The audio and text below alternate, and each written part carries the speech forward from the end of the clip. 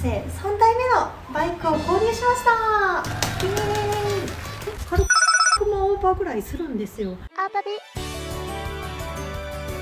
んにちは、あおです。今日の旅始まりました。私はね、今自宅ガレージの中にいるんですけれども、もうね、めっ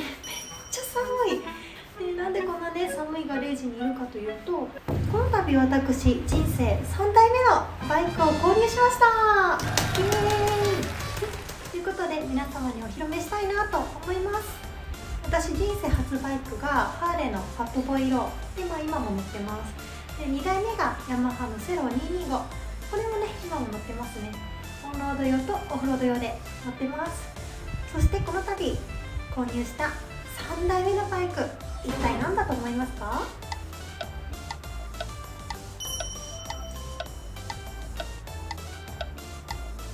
はい、ということで皆様の予想当たったでしょうか？早速お披露目したいと思います。これに出そうかな。いきます。3、2、1、じゃーん。ということで新しく購入したのはこちら、ハスクバーナの FC450 ロックスターエディションのスノーバイクです。イエーイ。買っちゃったスノーバイクって何って方ね、結構いらっしゃると思うんですよ。私も北海道来るまで全然存在は知らなかったので、初めてこっちに来てから見たんですけど、スノーバイクは雪の上を走るのに特化した作られたバイクです。スノーバイクっていう風に売られているわけではなくて、このスキーの板とキャタピラーがキットになって売ってるんですよね。で、理論上はどんなバイクにもつけることができます。海外とかだと本当ハーレーみたいなアメリカンだとか、あと SS とかにつけて雪上レースとかねしたりしてる動画も上がってたりしますね。で、山の中で遊ぶってなると、やっぱり軽くてパワーのあるバイクっていうのがすごい好まれるので、私の周りでもね皆さんこういうオフロードのレーサー系につけてる方が多いです。で、このキャタがねポラリスのティンバースレッドっていうやつですね。ポラリスってスノーモービルとか作ってるメーカーなんですけど、そこがキャタピラを販売してます。私の YouTube 見てくださってた方だったら、あれこれ去年も乗ってなかったって方ねいると思うんですけど、そう、去年と一昨年はずっと借りてたんですよね。で、これなんでスノーバイク買ったかっていうと、元からねすごい欲しかったんですよ。一昨年かな、初めて乗ってめっちゃ楽しいと思って、もうダダハマりして、本当冬はね毎週のように山に行ってたんですけど、私も自分のが欲しいなと思ってたんですが、スノーバイクってめちゃくちゃ高いんですよ。このロックスターも今つけてくれてるオプションとかなんかいろいろ装備含めると軽く300万オーバーぐらいするんですよ。で、新車の試乗会っていうのがないんですよね。で、そのスノーバイク自体の試乗会っていうのはディーラーさんでされてたりもするんですけど、普通のバイクみたいに新しい新モデルが出ました、ディーラーで試乗できますっていうのがないんですよ。だからなんか試乗せずに買うっていうのはなんかちょっと怖くてどうしようかなってずっと悩んでたんですけど、今回このロックスターの前オーナーさんが車両を入れ替えるっていうことでね、手放すっていうのを聞いて、あ、私買いますって言って即答みたいな、乗り心地も分かるしすごい楽しい子だなっていうのも知ってたので、この子だったら安心して乗れるなっていうところでちょっと譲っていただくことにしました。いやね、貯金しといてよかったねはい、でこちら FC450 ロックスターエディションということで、 FC450 と比べてスペシャルバージョンというかちょっと内容が違うらしいんですけど、これね同じマニュアルももらったのでパラパラっとこんな感じで見てみてはいるんですが、ただね違いが書いてないよくわかんないっていうのも正直なんですけど、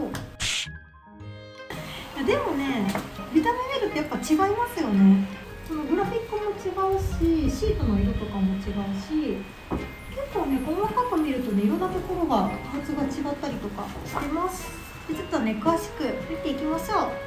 い、ではまたがってみます。この時点でお察しかと思いますが、チューブラリンですね雪の上走るので足がつかなくても全く問題ないんですよね。ちなみに止まるときはキャタピラに幅があるのでバランスを保って止まれば垂直に保ったまま止まることができます。い、ではまず引きで見てみますね。ここにロックスターのマック入ってますね。元からねこういうデカールなんですよ。私が作ったわけじゃなくて純正でこのデザインです。正面から見るとこんな感じですね。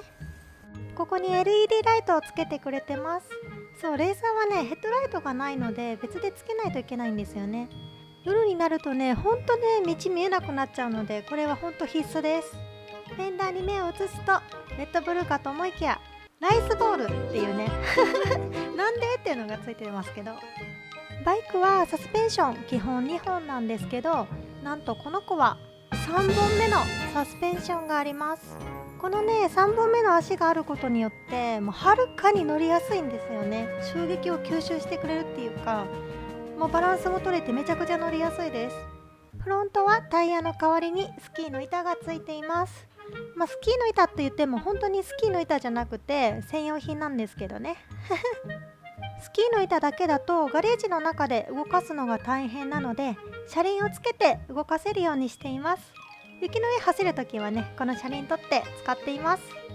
リアはこんな感じになっていますね。チェーンはね直接キャタピラにつながっています。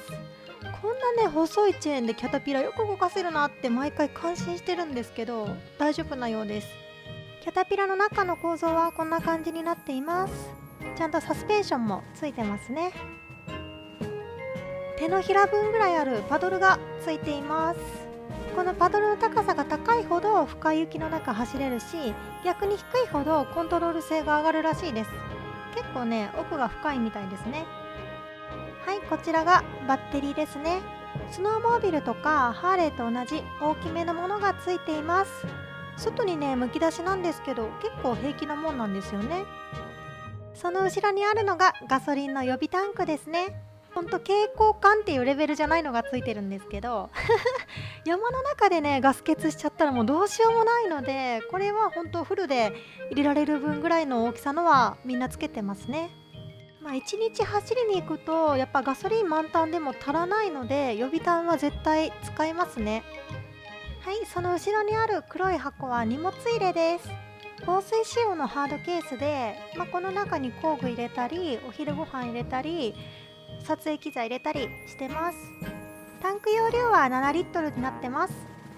バイクのインプレをするときに燃費の話よくするんですけど、スノーバイクに限っては燃費は合ってないようなものですね。雪が深い時はかなりガソリン使うし、硬い時はね結構走れたりするので、ほんと路面状況によってまちまちですね。あんだけね大きいキャタピラを動かすので、タイヤで乗るよりはかなりガソリンは使う方だと思います。でこれシートなんですけど、ロックスタイリッションは黒のシートが純正でついてます。かっこいいんですよこの黒がでしかもねここに滑り止めもついてるので乗り心地もなかなかいいです。ロックスターくんもともとねバイクなのでちゃんとタイヤとかも一式セットでついています。なので交換すればオフとかもいけるとは思うんですけど、交換するかなちょっと分かんないですけど一応置いてます。続いてハンドル周りはこんな感じになっています。前オーナーさんがねいろいろつけててくれたんですけど、これは GPS モニターですね。ジータのハンドガードもついています。これは電装関係のオンオフスイッチになりますね。そしてこちらがセルスターターですね。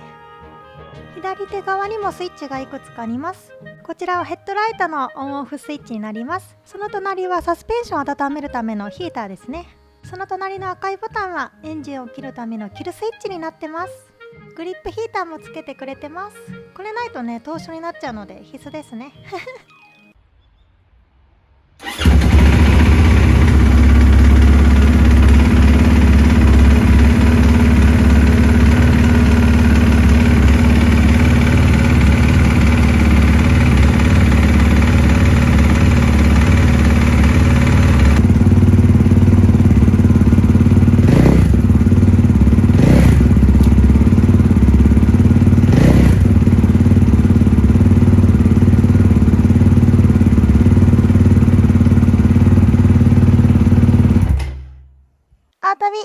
結構ねよく聞かれるのがスノーモービルとスノーバイクどっちが合うのってよ